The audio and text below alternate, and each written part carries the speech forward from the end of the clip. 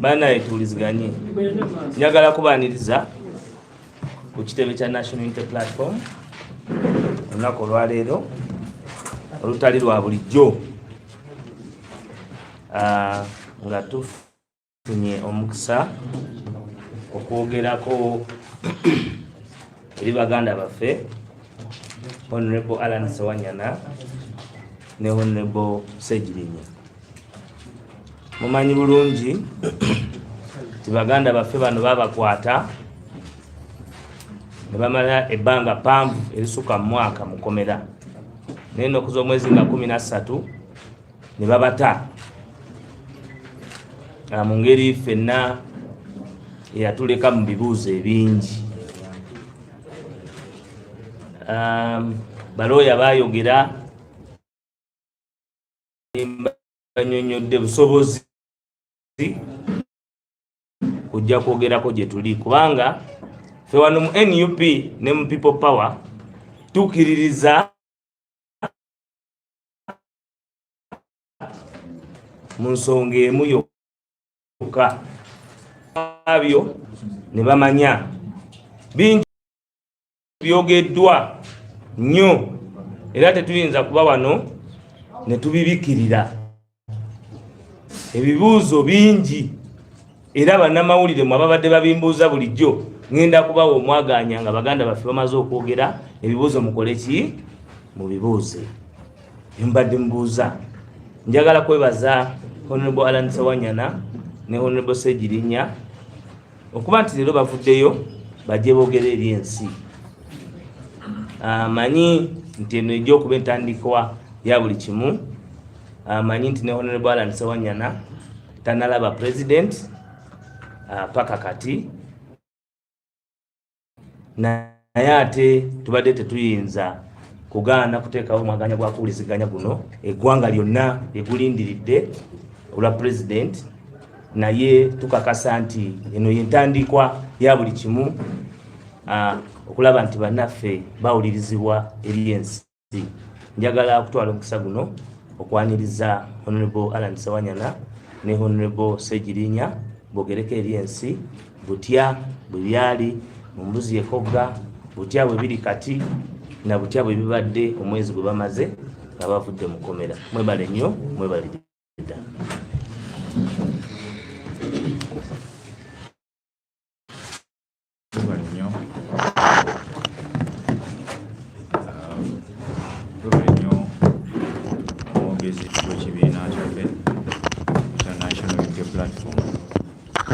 Njagala okwebaza ensuso kuba nti otusobozesezza okuteerawo omwaganya guno tusobole okwogerako eri ensi be bawuliriza ku ttaka era be balina obaolyawo guidance esinga okusobola okuleka buli muntu yenna ng'akkiriza kuba ng'ategedde ebyo ebigenda maaso. Bannayuganda mwenna abatulaba, nze ne muganda wange Honorable Ssegirinya wamu ne bannayuganda bangi nnyo twakwatibwa ennaku z'omwezi 9. Okusooka twasooka kulaba nga ebya bulijjo bwe batuyita ne batuwa empapula nti tulina ekyokunnyonnyola ku nsonga ezikwata ku butemu obw'abantu e Masaka. Kyatukuba wala nnyo olw'okuba twali tumanyi tetulina musango na gumu gwe twakola. Twewaayo eri ab'obuyinza batubuuze bye baagala, obaolyawo nabo balina kye banoonya, kye twalowooza nti ge mazima ebiseera ebyo. Kyatwewuunyisa nti okuva olwo twakwatibwa okuva nga 9 Septemba paka ennaku z'omwezi 9 Septemba 2021 paka ennaku z'omwezi 13 omwezi ogwokubiri 2023 ng'omwogezi waffe w'ekibiina bw'ategeezezza gwe mwaka mulamba n'ennaku ezisukka mu 100 n'omusobyo.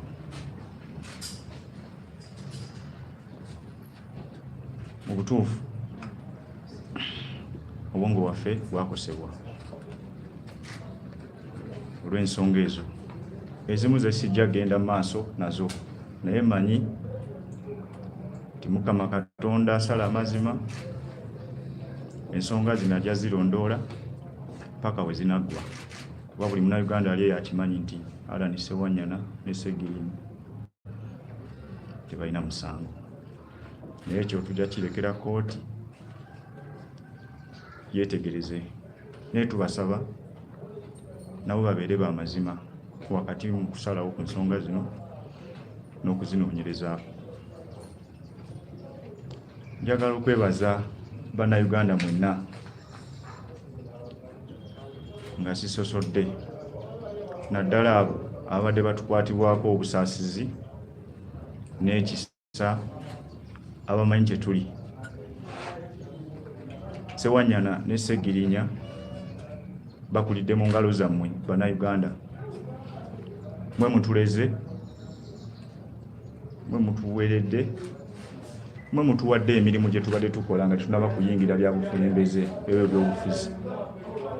Musobola okutuweera obujulizi obwa buli kika, era mbeebaza nti paka ne leero mukyagenda mu maaso n'okutuweera obujulizi obwa buli kika ku nsonga ezigenda mu maaso mu ggwanga naddala ezikwata ku ffe, kubanga tukoze nammwe bannamawulire abamu tukoze nammwe, abamu be tutakoze nabo mubadde mutugoberera ebbanga lyonna enneeyisa yaffe n'entambula yaffe nga mukakasa nti wabyo tasobola kukola. Ekyo nkyebaliza Mukama Katonda. Bannayuganda mwenna abakubye omulanga okubira ddala ku bakulembeze b'ekibiina kyaffe, pulezidenti w'ekibiina kyaffe Robert Kyagulanyi Ssentamu wamu n'olukiiko lwe lwonna. Bannayuganda mwenna abakubye omulanga okuva mu Bwakabaka bwa Buganda, Katikkiro wa Buganda wamu n'abakulembeze abalala bonna. Bannaddiini mwenna abakubye omulanga okuva ku bagikulembera Abasiraamu, abakulembera Bukatoliki, balokole na buli ddiini yonna mu Uganda abakubye omulanga, kubanga gye tubadde mukomera tubadde nga tubuulira. Bannayuganda mwenna aba endowooza z'ebyobufuzi naddala ku ludda oluvuganya mu bibiina eby'enjawulo, mu naddala ekibiina kyaffe ekya National Unity Platform, mwenna tubeebaza. Twagala okwebaza balooya baffe abasobodde okutubeererawo okuva lwe twagenda mukomera paka olunaku olwaleero nga batakaba n'okulaba nga tufuna eddembe lyaffe. Abamu ku mmwe lye muyita temporary freedom, naye nze amanyi nti sirina musango, ne muganda wange Honorable Ssegirinya manyi nti eno si temporary freedom, tetulina musango. Balooya baffe nga bakulembeddwa Oweekitiibwa Lord Mayor w'ekibuga Kampala Erias Lukwago, Honorable Shamim Malende, Honorable Medard Lubega Sseggona ne Caleb Alaka wamu n'abalala abadde babakwatirako wakati mu kubawa magezi okusobola okutulwanirira n'okuyiiya engeri yonna gye tusobola okufulumamu ekomera. Tubeebaza. Bannayuganda be tukiikirira mu paliyamenti y'eggwanga ey'awamu, Bannayuganda mu bitundu byaffe gye tukiikirira, constituency zaffe eyange Makindye West, kubanga abantu baffe be tukiikirira singa tebatuukiririzaamu basigala nga bakyatulinamu obwesige obaoliawo paka ne leero singa ne Parliament etuli ab'e Kawempe North Uganda nga Ssegirinya bakiikirira nabo singa tebamuteekamu bwesige kumulowooza nakukkiriza kyali obaoliawo singa walibaddewo mbeera nga gye tulaba kati. Mwenna tubeebaza bannamawulire okusingira ddala, mwenna bannamawulire mwebale nnyo, mwebalire ddala kuteeka mu lwatu ensonga zaffe ne zitasirikirwa kuteekebwako nfuufu obaoliawo n'okuzizikibwanga wansi w'amameeza ne muziteeka mu lwatu ensi ne zitegeera era buli muntu yenna ne yeesalirawo nga bw'alina okukola. Bannayuganda abali ebweru wa Uganda nammwe twabalaba nga mugezaako okutulwanirira era nga muteekawo embeera esobozesa okulaba nga tufuna eddembe lyaffe. Mwebale nnyo, mwebalire ddala. Twagala okusaba Mukama Katonda tumanye ensonga zaffe ezatuteekebwako zikyali mu kooti era nkakasa nga Mukama ye mubeezi waffe ate era mu ngeri y'emu nga nammwe mwenna mwe bajulizi baffe tugenda kusobola okuzivuunuka kubanga ekyo kye tusaba. Lugendo lukyali luwanvu naye lumpi kuffe kubanga tumanyi tetulina musango era ekyo tujja kwogera ng'okyogera nkanaku. Mugenda kutusonyiwa olw'okuba nti tuluddewo okwogerako nammwe mu lukiiko nga luno olw'amawulire obaoliawo tebadde nteekateeka yaffe kulwawo kwogera. Twali twagala okwogera ne ku lunaku lwennyininyini nga baakatuta naye embeera y'obulamu bwaffe naddala nze teyali nnungi. Mukomera nga banaatera okututa nalwala era amawulire ne gagenda maaso n'okwogera ne ntwalibwa emulago nga n'okwogera sikyasobola.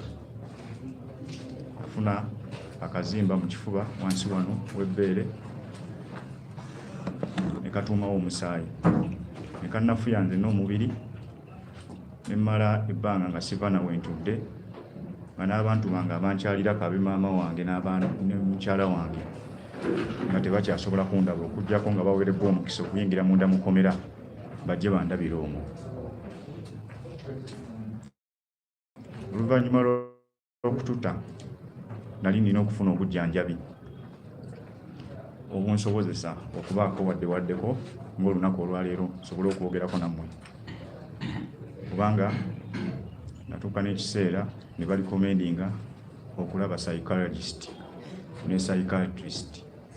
Abantu abo kitegeeza baalibo bamaze okulaba nti n'omutwe gwange kirabika gutandise okuba nga teguteredde bulungi, so nga n'okuba mu right state of mind esobola okwogerako eri ensi n'eggwanga lina okutwaliza wamu neme kubanga byenjogera nga si bye bigambo byange byennyini. Munaatusonyiwa kyekitulwisizaawo okujja okwogerako gye muli. Nonetheless tuzze tuwulirize ensonga zammwe na buli kimu kyonna kyemwagala okutegeera obaoliawo. Twagala okakasa ebitundu byaffe bye tukiikirira nti tukyaliwo nnyo okubakiikirira n'okubawa obuweereza bwe tweyama nga tubasaba mu mwaka gwa 2021. Tugenda kuba Ssewanyana nga bwe twali nga tetunayingira mu kkomera. Abalwanira obwenkanya, abalwanira eddembe lya buli Munnayuganda ate era n'abalwanira okulaba nga Uganda evaamu obuli bw'enguzi.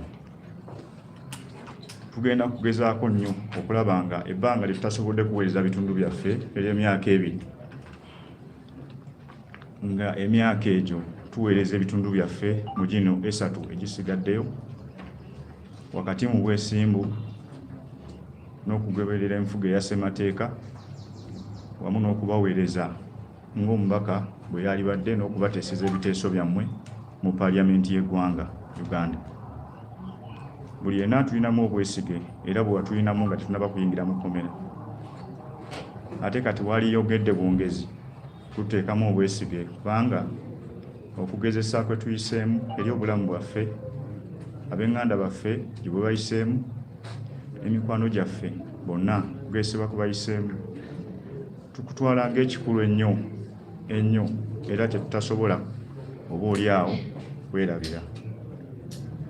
N'olw'ensonga eyo ffe tukyali bagumu era tukakasa nti ebirayiro bye twakuba okubaweereza era tugenda kubaweereza bulungi ebbanga lyaffe lyonna lye tunaabeera nga tukyali bakulembeze bammwe mu bitundu byammwe.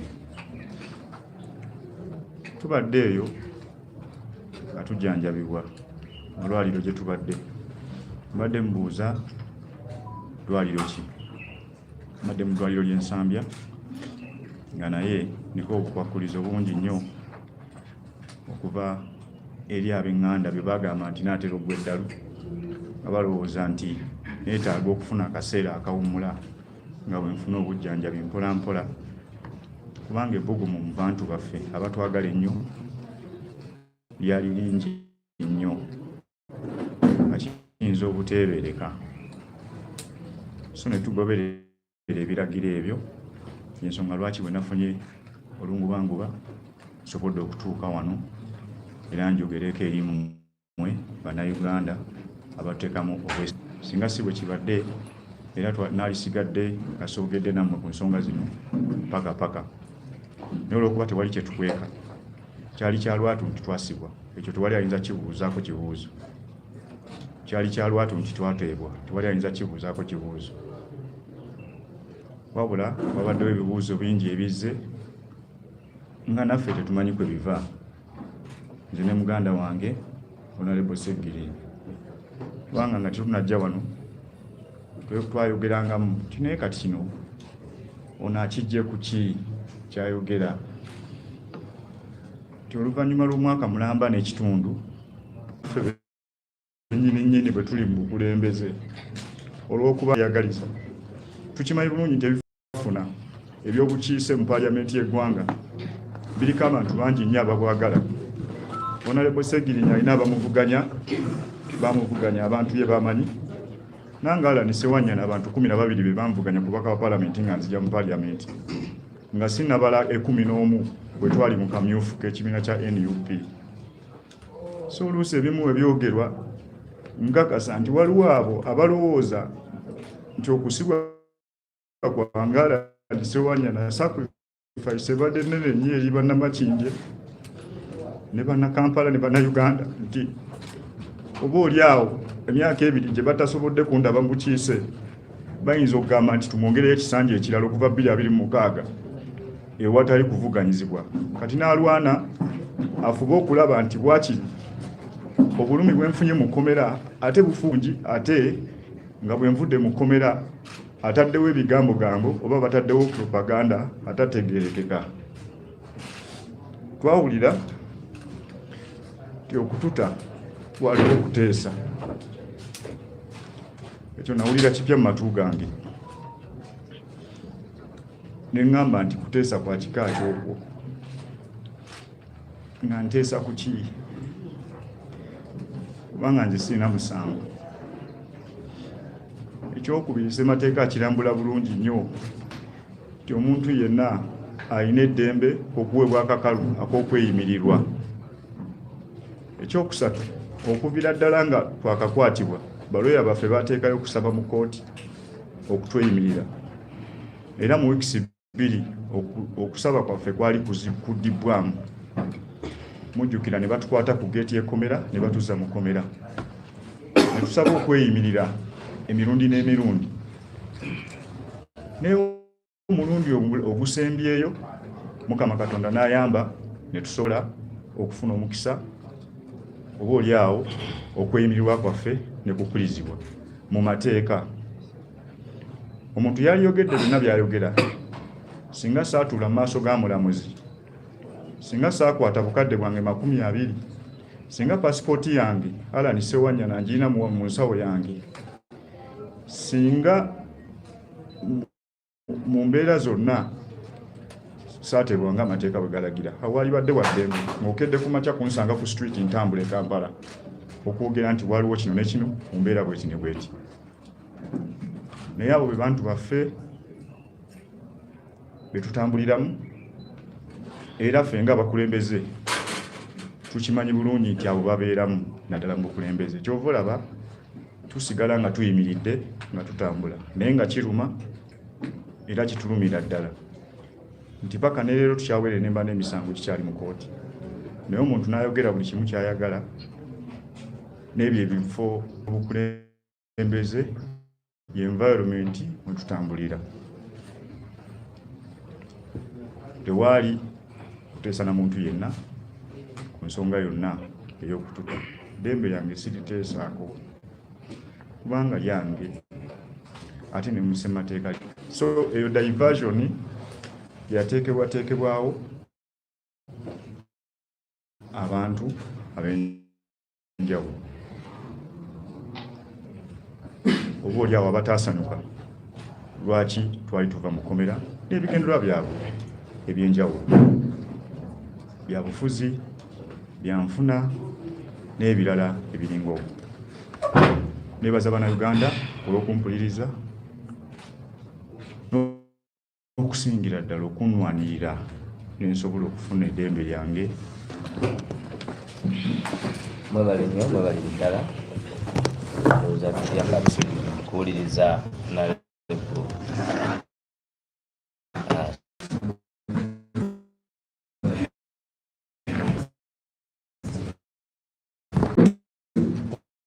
kubanga muli wano olwaleero naye ate siyinza kwerabira kubeebaza ebbanga lyonna lye tubadde nemba n'emisango egyatuteekebwako nti mubadde mubeerawo kubanga tetulinako olunaku lwe tugenze mu kkooti nga tewaliwo bamawulire mubadde mubeerawo.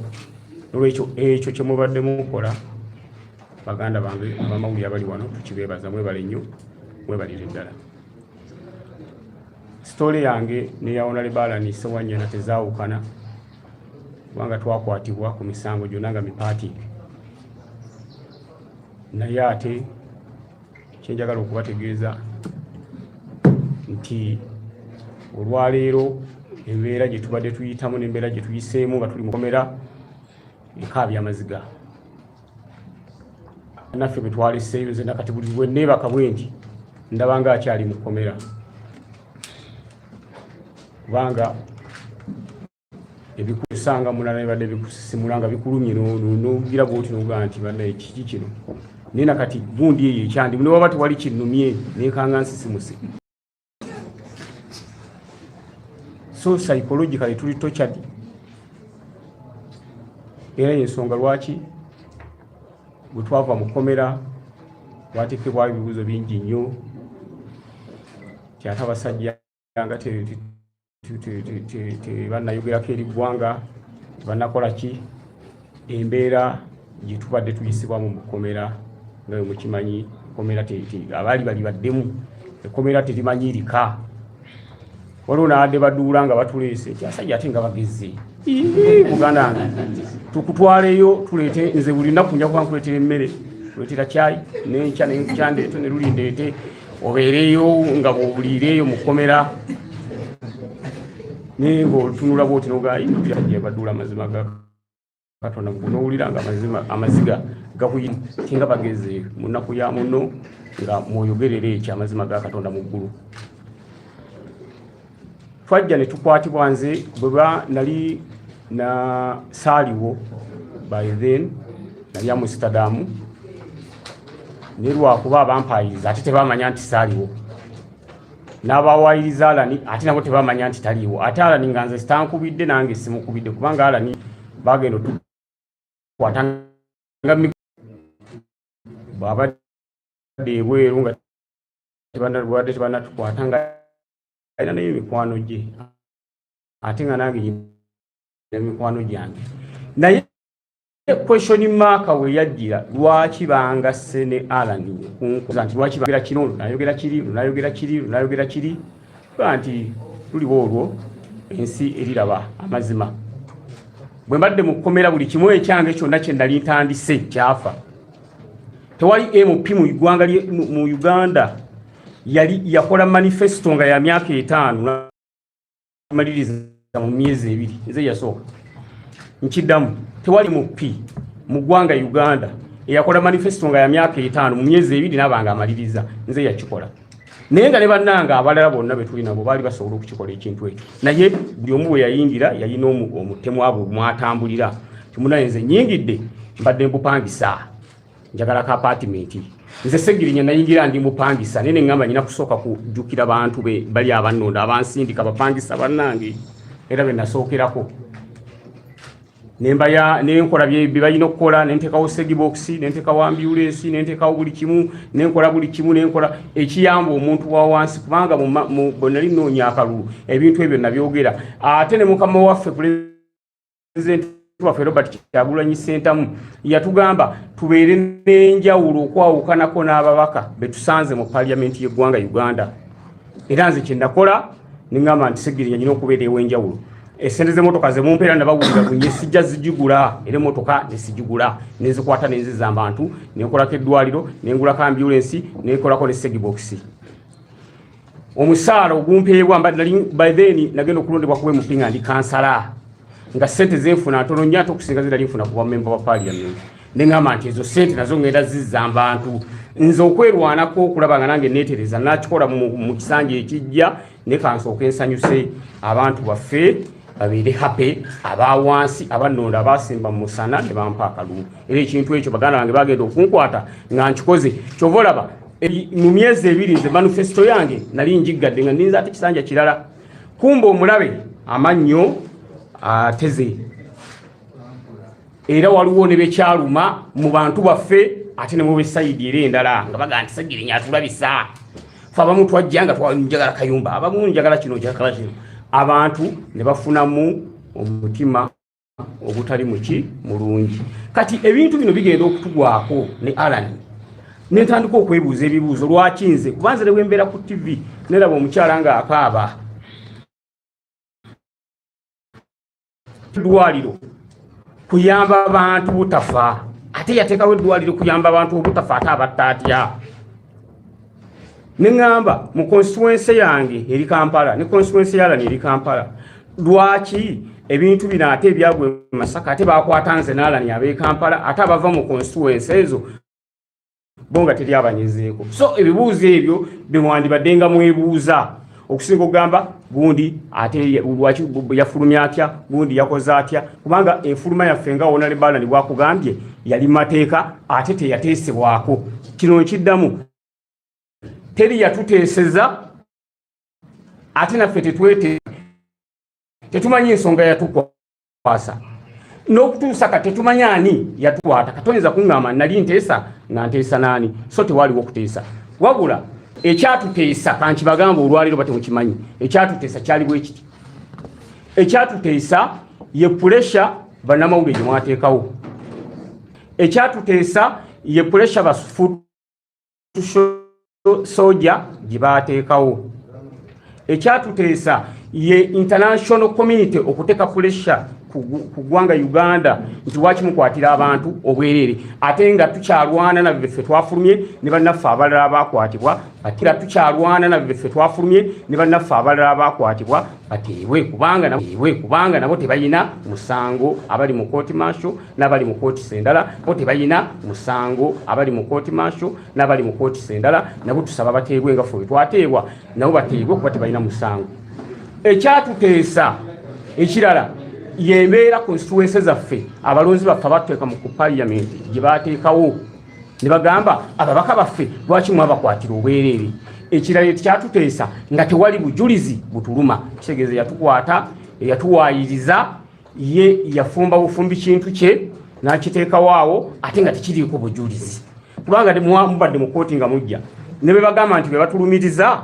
baavaayo ne bagamba nti ffe baatukubanga miggo nga batugamba lumiriza Ssewanyana bankubanga miggo nga bangamba lumiriza Ssegirinya Muhammad kyekyankubyange emiggo era ne bankaka nkole statement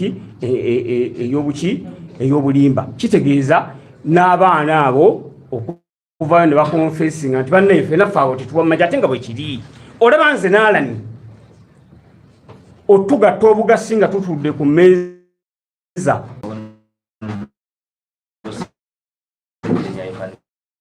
begin with the English version and then later we shall get to Honorable and Ssewanyana. To give a recap of what we just said in Uganda in a summary of English, such that they can also apply for the English speaking. Ladies and gentlemen, I'm very happy to see you here. My name's Ssegirinya Muhammad, MP representing Kawempe North, together with my comrade Honorable Ssewanyana, who is representing Machindi West. We are happy that we are out.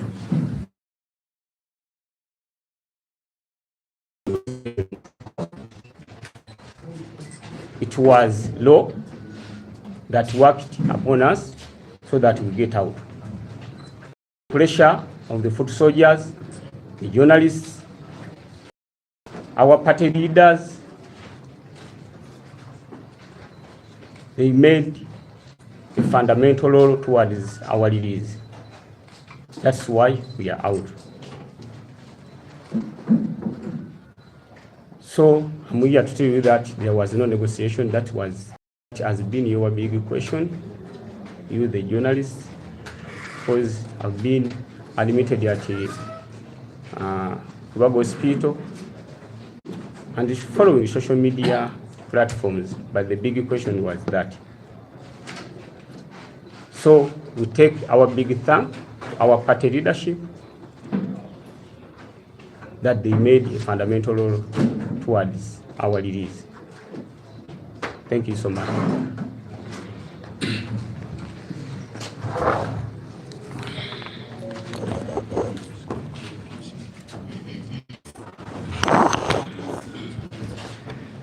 Thank you, my comrade.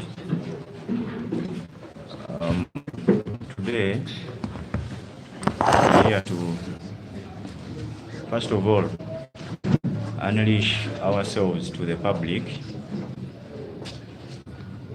Secondly, to answer a few questions which had been raised earlier about our incarceration, our release from prison.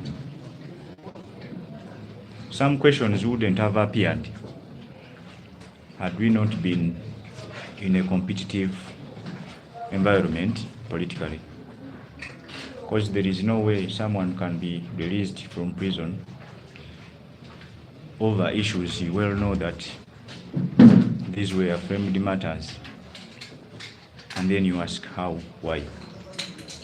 But because of the nature of the environment that we in politically, the way we get these positions that we do sit in, there are those who think that by putting an indelible mark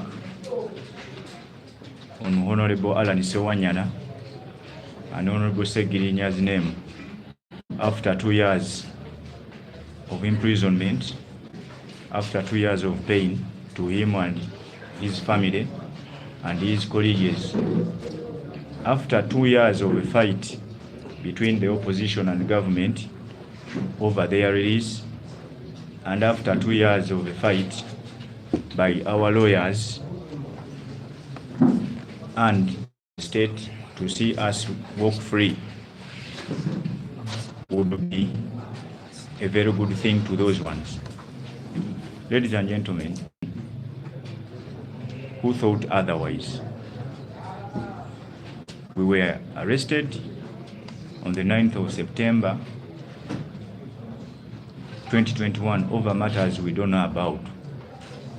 But we are put there. We are also surprised to see that our names are implicated in such acts. which is not our way of doing things. We have grown from Uganda and we have grown from within the society. We are ghetto kids. We came from you people. We did not come from heaven or from another country to come to Uganda. You know our discipline, you know our ways of doing things, and you know how we have walked all this path to where we have been or where we are as members of parliament. Personally, this is my second term in parliament. And what would push me to do things that I did not do in the first term of office? It means that those that I did that actually proved to the voters that I'm worth a member of parliament and hence gave me another term office. They are the ones that term if I wish. So there is no way we could get involved in such acts. But of course, these are matters before courts. We cannot delve into them so much. I know God is with us, Ugandans are with us, and very soon the truth shall come out. On the matter of how we were released and why we didn't talk to the media very quick after our release, as it has been with all other people who have been incarcerated before, because we are not the first ones to be incarcerated. One thing, different people react to different situations differently. Secondly, different situations occur differently. I, for one, I was released when even sitting, I cannot. When even standing, I cannot. When even talking, I cannot. I had a very serious issue, a complication in my lungs, beneath my breast. It was clotting. And some of you, the journalists, in prison, they took me to Mulago Hospital. Me specialized treatment over very well, psychologically tortured. I was to a point of seeing a psychiatrist and a psychologist just to rebuild my mind and brain. So we weren't in a position of very good sense to talk to the media. Nevertheless, the world does not end at certain times. We found it so worthy that after us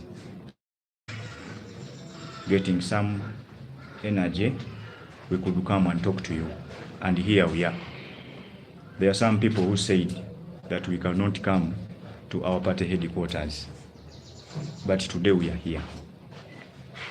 And we are going back and coming back to our party. That has been the propaganda which has been around by our would-be opponents in the political environment we live in. About negotiating our release, I don't think we needed that.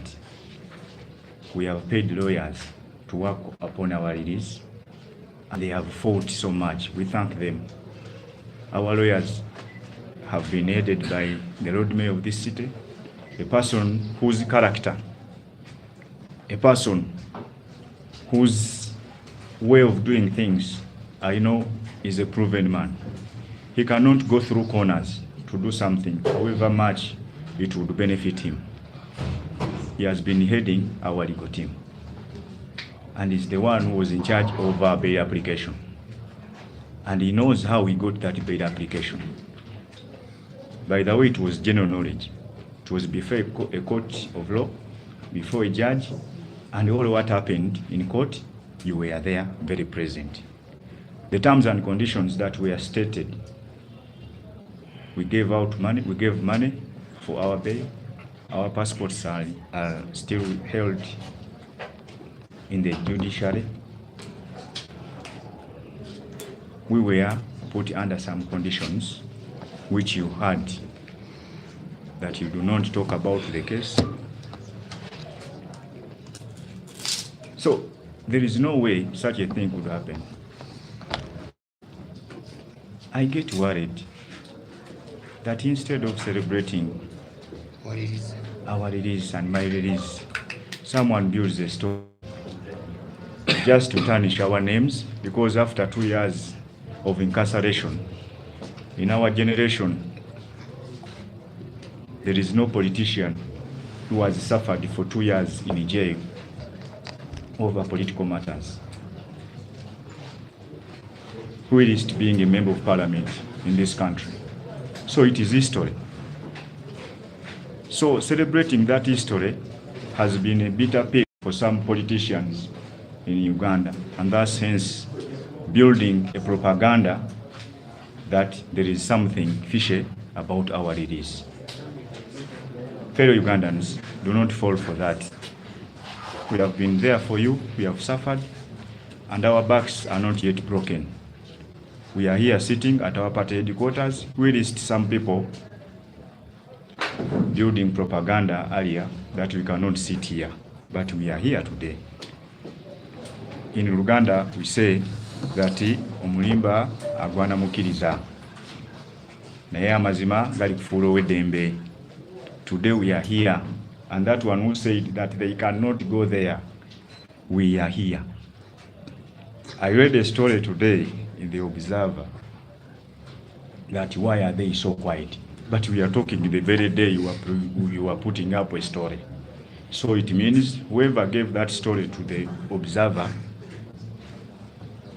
it was a wrong one. I don't castigate a newspaper, but the one who gave the story had his own motives. Next Thursday, they will write, they have spoken. And that is very good for us. I thank all Ugandans who have played a very big role towards our release. I know it hasn't been a very easy story. You have toiled from leaders of our party, headed by the party president, Honorable Kyagulanyi Ssentamu. The whole opposition, parties like FDC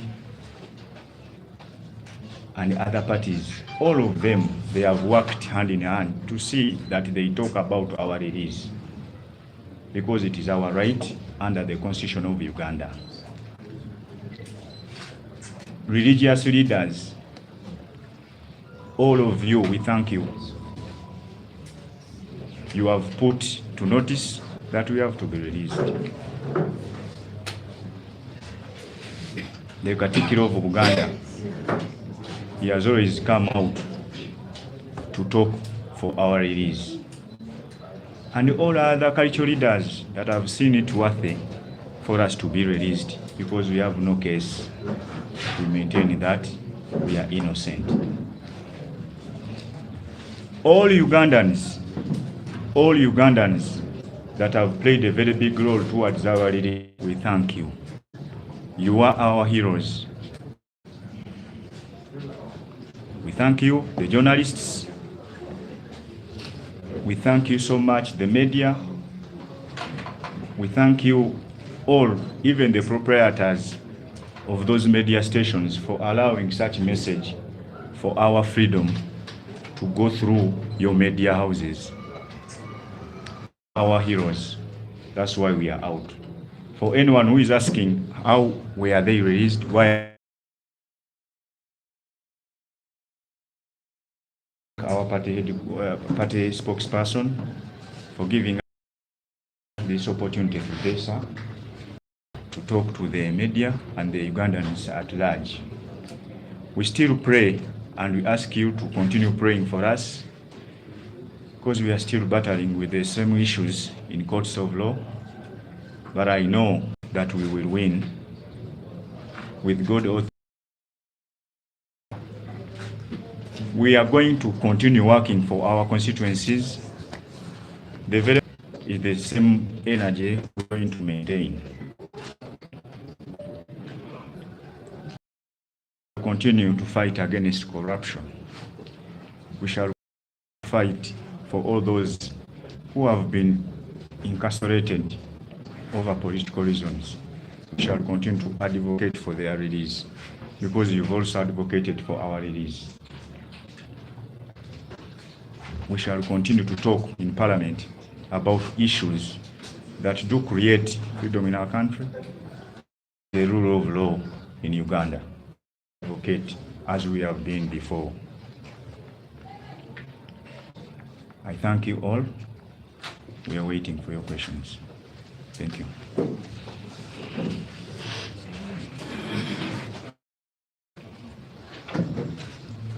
All right, I will take a few questions very, very quickly.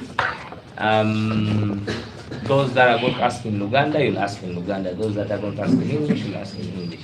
All right, I'll take yours. The Nation Media, of course, The Observer, and then Radio Simba.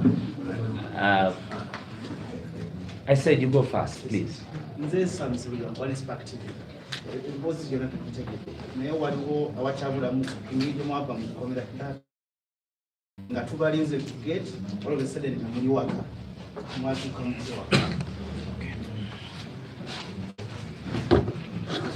one. It was the same question. Okay. Okay. Okusokera ddala nti ndala ni Ssewanyana nasasoma mateeka. Nasoma Human Resource Management. Ate bw'obeera mu kkomera omusirikale najja n'agamba nti fuluma. Toyinza mugamba nfuluma ntya. Yakugamba olwali togenda sula wano empapula ze zikufulumya nzirina ate tojja mugamba leka nzirabeko ndyoke nfulume.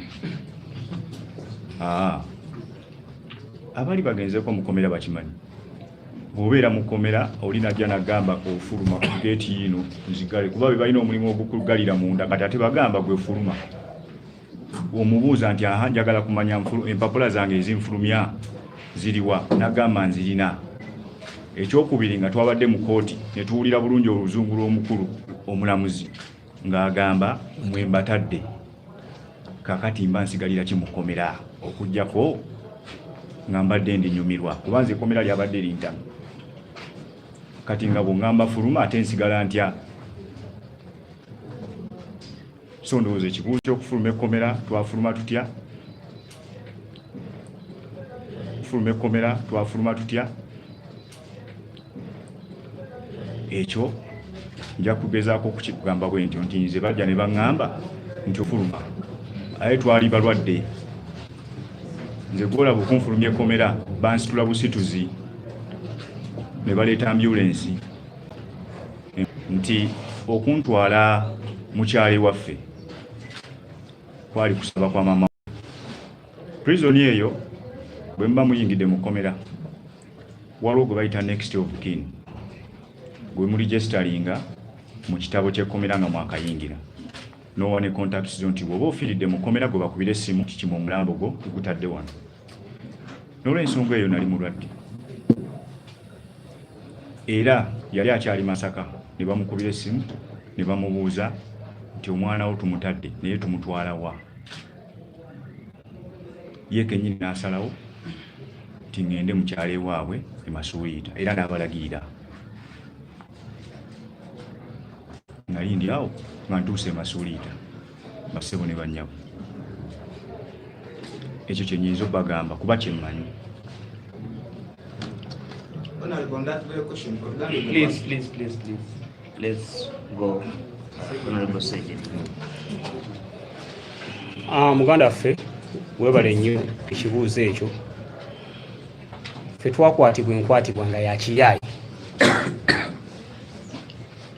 Kubanga batuyita nze Honorable Alan Ssewanyana ogende Masaka okweripootinga. Alan yalowooza bayise Alan mulala nange ne ndowooza bayise Ssegirinya mulala naye tufaanaganye kubanga era osanga nga waliyo omuntu gwe bayita Alan tuuka wali mugende twali tetuyise mmwe. Addamu ne batukwata ng'ate batuwadde bbeeyi wali ku geeti ye ne batubuzaawo nga nejye batute tukola ki tetumanyiyo. Kati olunaku bwe lwatuuka olufuluma nga tubadde wali ku Zoom nga tulaba kooti etutadde era twavaawo ku gundi ngono mulwadde naye nga muli mutima at least aga nti batutadde nange nga ndi mulwadde nga nange nkimanyi batutadde twali tuli awo nga bakulu b'ekkomera batugamba teereddwa era ffe temukyali bagundi baffe ng'olwo mulwadde nnyo nga mbabuuza nti awo nokuba nze nali mwogi ambulensi weeri bateeka mwala ne Ssewanyana mu ambulensi nange ne banteeka mwala ne bamutuusa gy'alaga nange ne bantuusa emmenge ew'amaama banteeka n'onala ne Ssewanyana ne bamuteeka e Masuuliita era nze bwe natuuka nga bantuusizza nga netandika okuba maama ate yali ate ku kugundi yali ate ku prison nga tamanyi nti bantuusizza nadda ennonyaawo akasimu amangu awo ne mugaa nti bantuusizza dde eno nti tebabanga batuli nti gendi eno ne n'abali awo bagambe tebatuusizza eno kakati ebintu by'ekkomera omuntu Ssegirinya amaze emyaka 2 n'alani amaze emyaka 2 nga tupookya tukaaba omuntu tayinza kugamba nti kati oteereddwa n'omugaa nti ate ndaga wasebo tekisoboka ekkomera lyali litutuuse wano nga ne bwakukiina obukiinyi adde batukire tugoba batukuwa masasa abasajja oba bakakasa oba ki so ekkomera zibu nnyo emyaka 2 obonaabona emyaka 2 ng'opookya emyaka 2 nga tolaba famire yo emyaka 2 nga tomanyi kigenda mu maaso nze bantwala Mr. Update ngenza okudaba Mr. Update bali mutwalo nage ntandikira nawa banyina abambuuza nga tonatandika live mubeera abantu miliyoni namanga mwena muli ku live nengamba kati ani ananda natunudde nti ugira oti live bena invitinganga kakati bonna bali live bonna kati ebintu bingi nnyo ebikyuse baganda bange emyaka 2 kitu ekyo muleme kukisaagira mu Uganda wange senagenza okudaba Mr. Update kati bali miliyoni kati noonya linnya ddala kwa buli gwolengeraga Mr.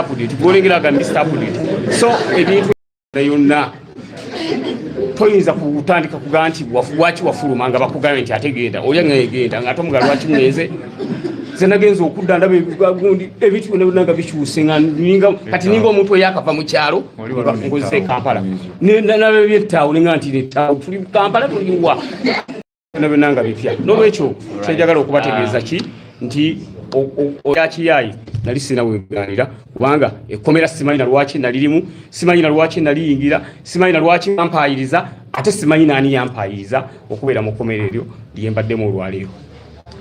We're going to keep it brief. We know Wandera and then last. Yes, Honorable Ssegirinya. Already bitambuzibwa nti zino projects batandikawo zoganda zatomaliza myezi 2. Walina omuvujjirizi eyali akubye emabega. Era omuvujjirizi oyo walimu endagaano zemali mukoze. N'ozimenya n'asalawo akukwata. Yes. Kirungi ebintu byange nzize mbikola nga mbikolera ku update ebaddewo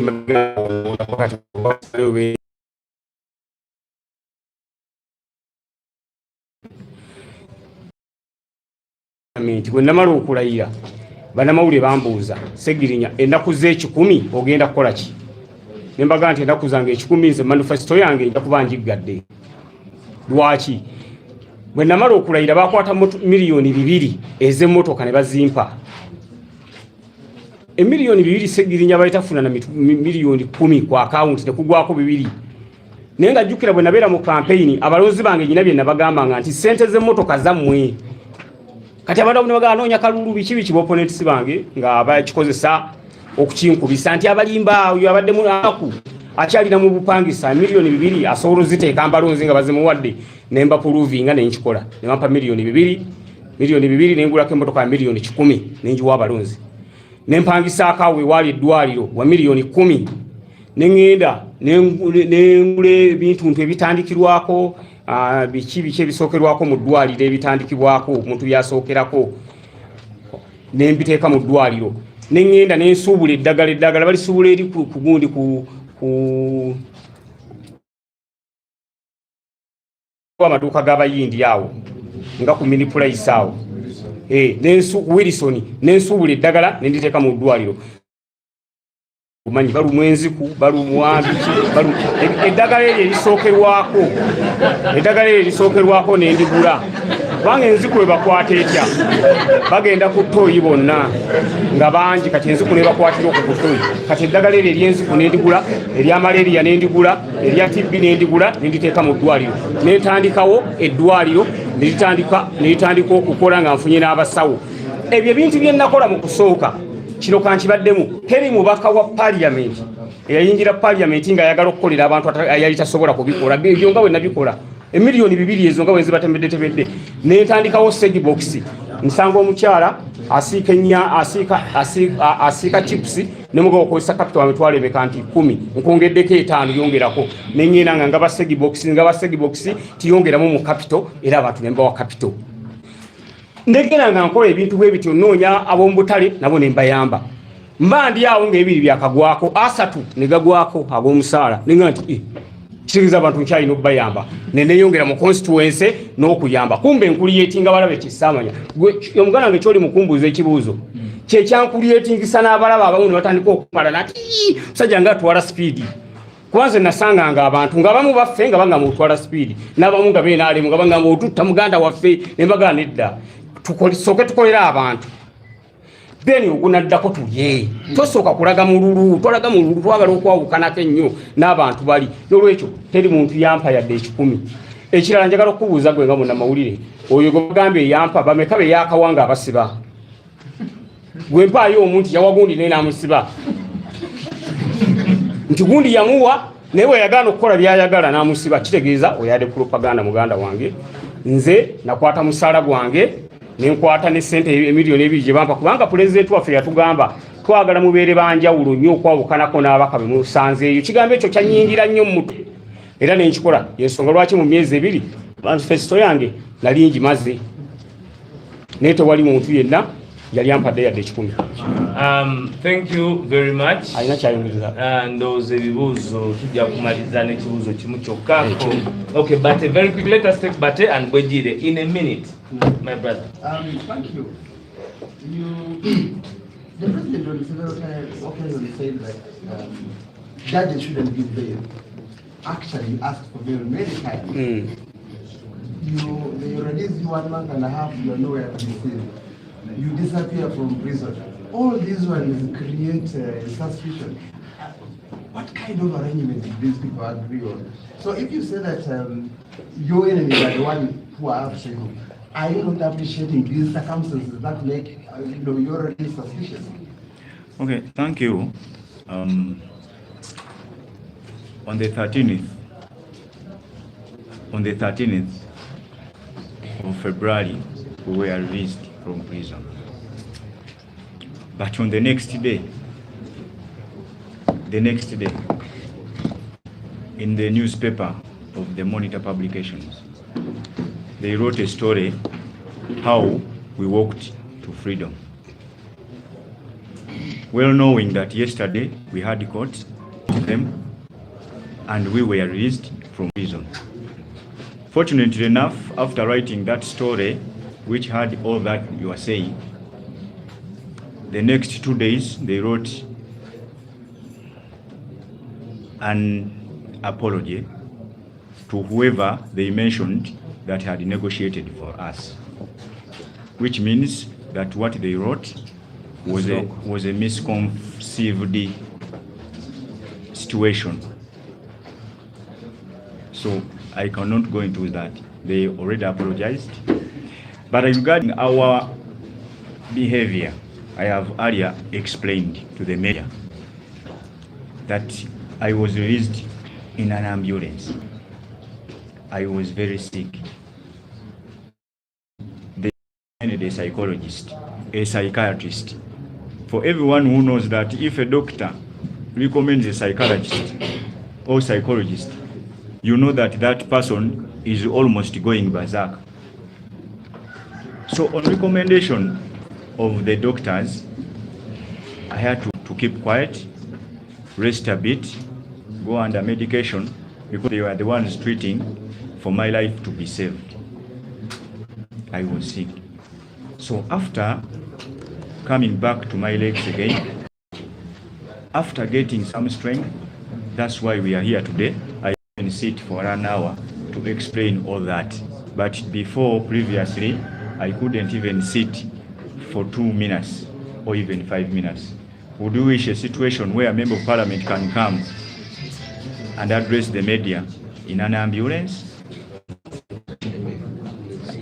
I wouldn't try to show that or scare my people in such a way. It was out of my own respect as a person who has been incarcerated for all that long, and coming out, creating a picture in the public, even to my children. Even my children had taken so much long to see me, even after being raised, because I wanted to heal properly, be on my feet again, and then be able to talk to the media as we are doing now. That's it, my brother.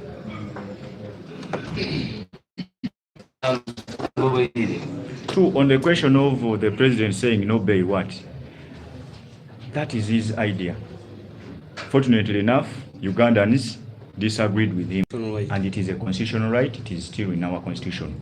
We only plead that all other people, all other prisoners, especially political ones, be also granted the same to enjoy their freedoms as a right.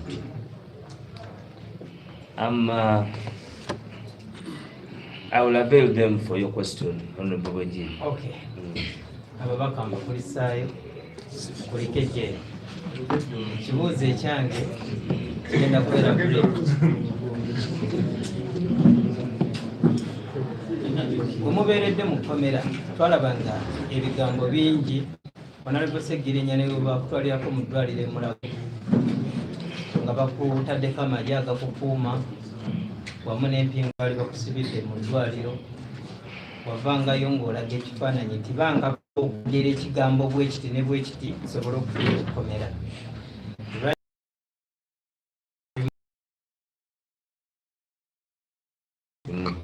Njamu wabweru mufune that personal interaction. Nkomyeko ekyo. Honorable Ssegirinya.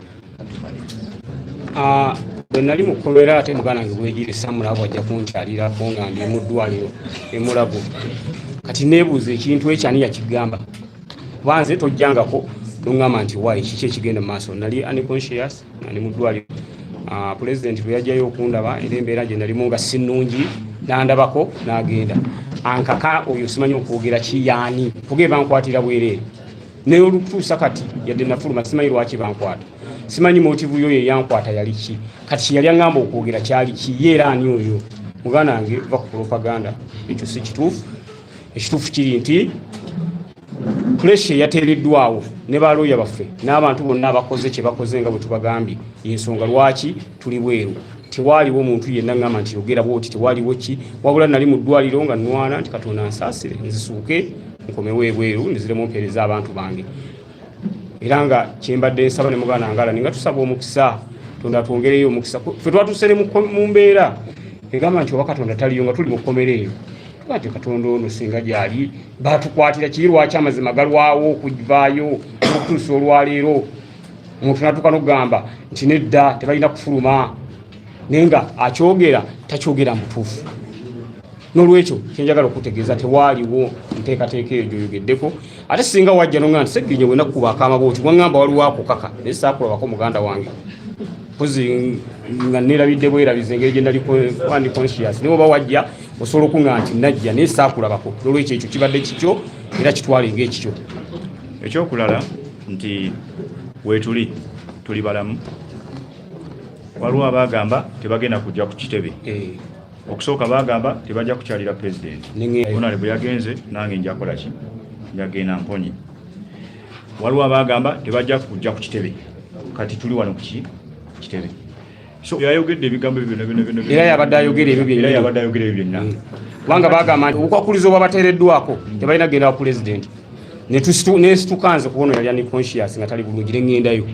Kati tebakyusa ne bagamba nti ate ku kitebe naye babaganye kati tulinze kitebe. Ono abawandiise bedabye ku social media ti bwe bagenda kitebe nze ndizayininga sidda ku social media era bwe nfuluma ngenda kuddamu mbanoonyeeko bwete naye bakyaliko tebakyaliko.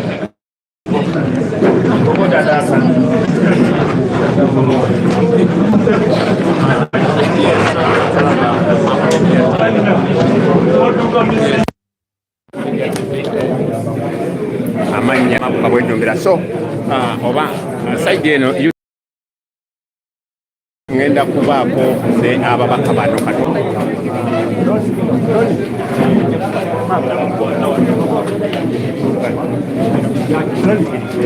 jaka kazindalo kano thank you hapa kazindalo kwa kwani kwa ya YouTube wenu yes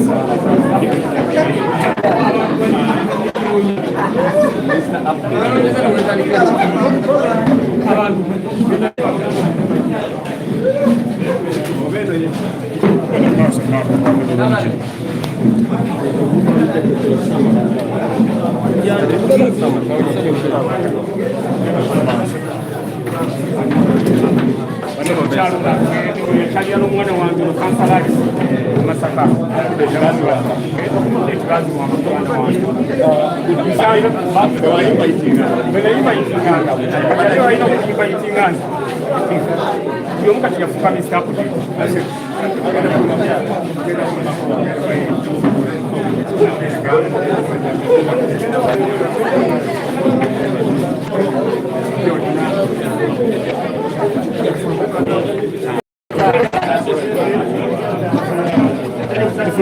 Fulme.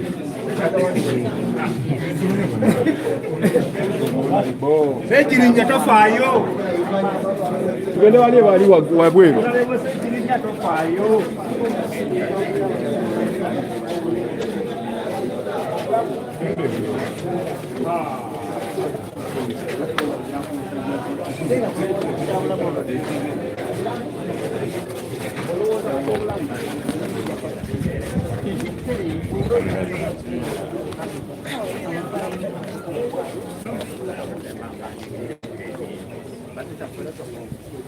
Aninyeko.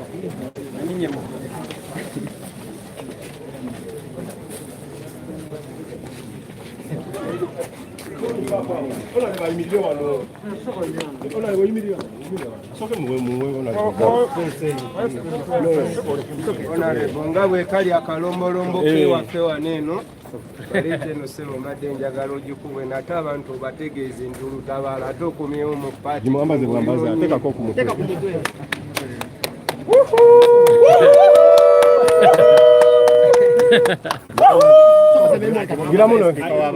kati Honorable Ssewanyana naye era akole ekintu kyekimu abantu bakimanye nti olutalo terunakola ki terunaggwa. Our power, people power. NUP everywhere. NUP. Olutalo ngaluwete tuliyambale ngule